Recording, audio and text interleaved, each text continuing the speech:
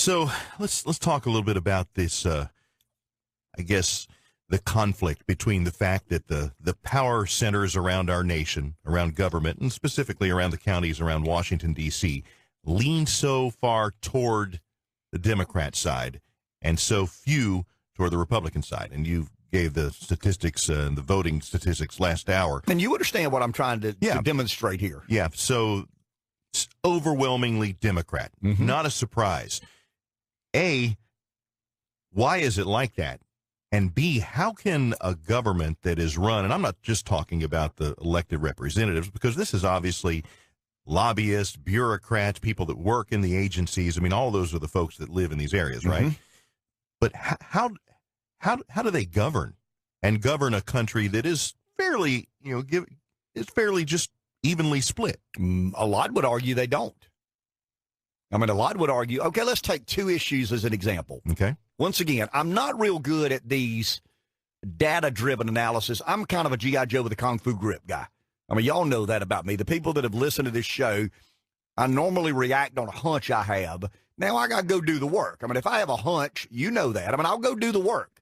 I mean, I'll go online and I'll look at 100 different articles to dispute my opinion or support my opinion. I don't have any problem with reading something that absolutely disputes anything I'm trying to articulate on the air.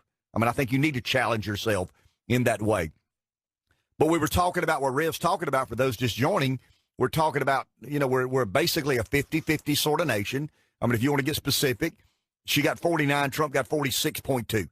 So she won the popular vote by about 2 percentage points out of a nation of 325 million people. So we are a deeply divided nation as it relates to who we wanted to run the country. Did we want a Republican or did we want a Democrat to run the country? And then I've asked you over the last couple of days, where are the power centers in America?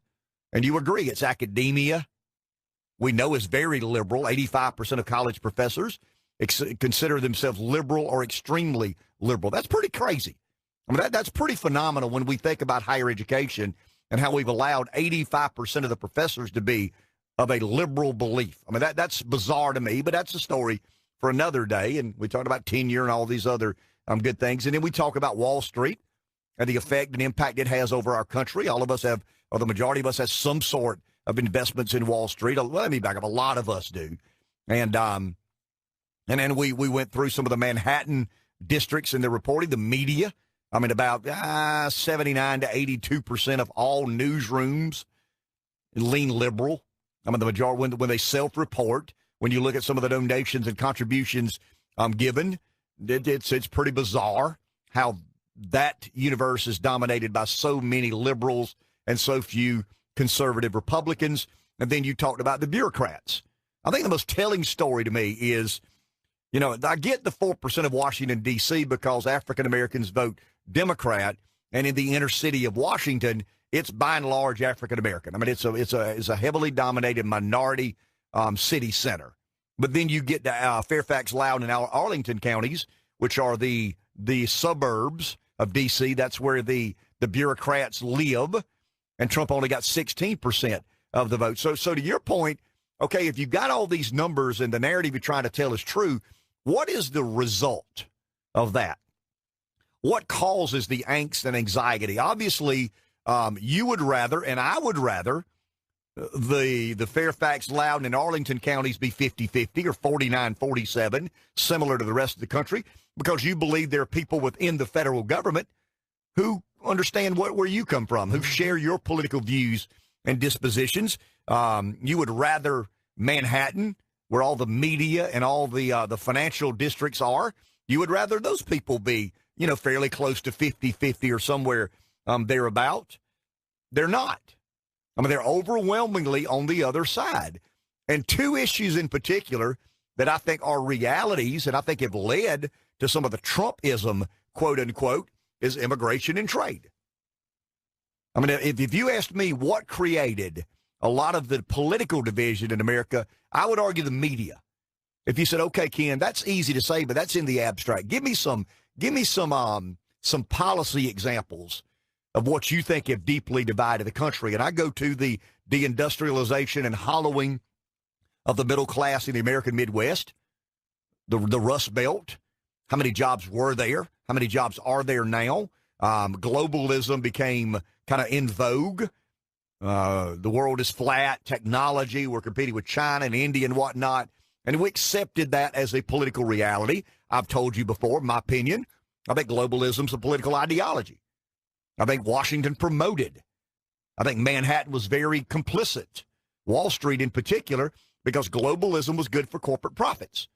I think immigration is another issue, an example of where I think the policy has driven the divide.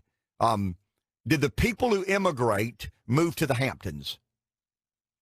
Did the people who immigrate take the jobs as college professors or CEO of the corporations? Or how many illegal immigrants have run for Senate or Congress? You see where I'm headed? Trade was a focal point of the Trump campaign. They shipped all your jobs overseas. Well, somebody said something that everybody had suspected and believed, and it was relatable. When you're living in Ohio or Michigan or Indiana or Illinois or Wisconsin, kind of in the industrial part of our country, and next thing you know, your plant's going to Malaysia, your plant's going to China, your plant's going to Korea, your plant's going to, wherever, Belize, or it doesn't matter. I mean, wherever it goes, your job is gone. That's a lot of your personal wealth, a lot of your personal attachment and livelihood. So I think when you ask me, what is the result of a country that's 50-50 governed by somebody who are a group of people who are that monolithic in their views, do you believe we'd have the trade policy we have today if all the jobs in the media were shipped to China?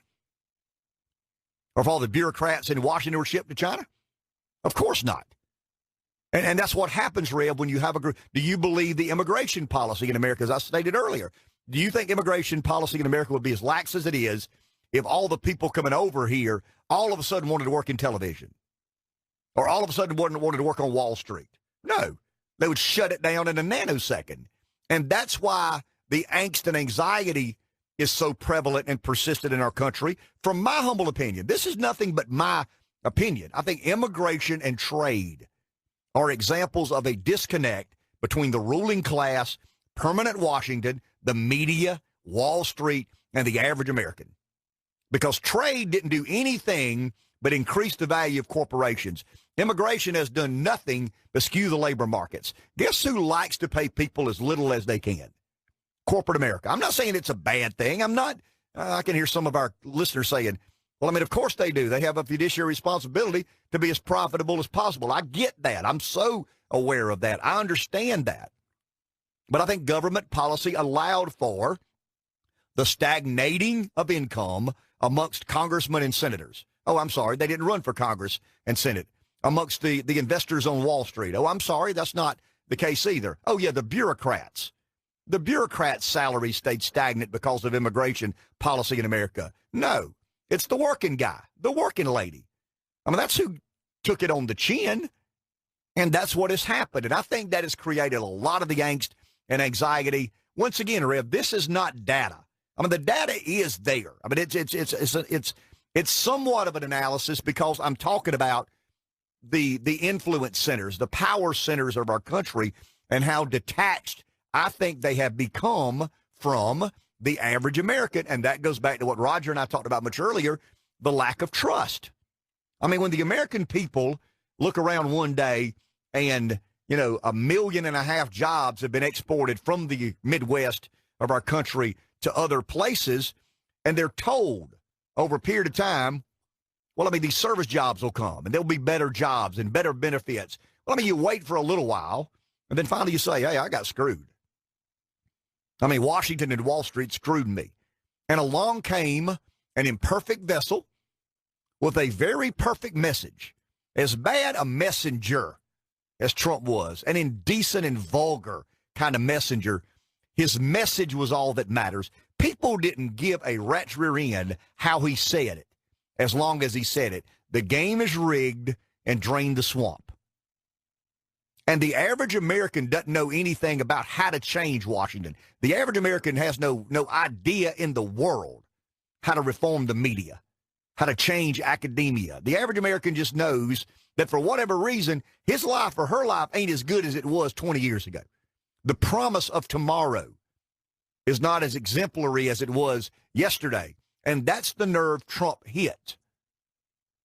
And it's relatable. And I think it's real. And I think it's something that has caused a lot of the division in America today. And what I've argued and what I'll continue to argue was when Trump invited those forces to the gutter, they took the bait.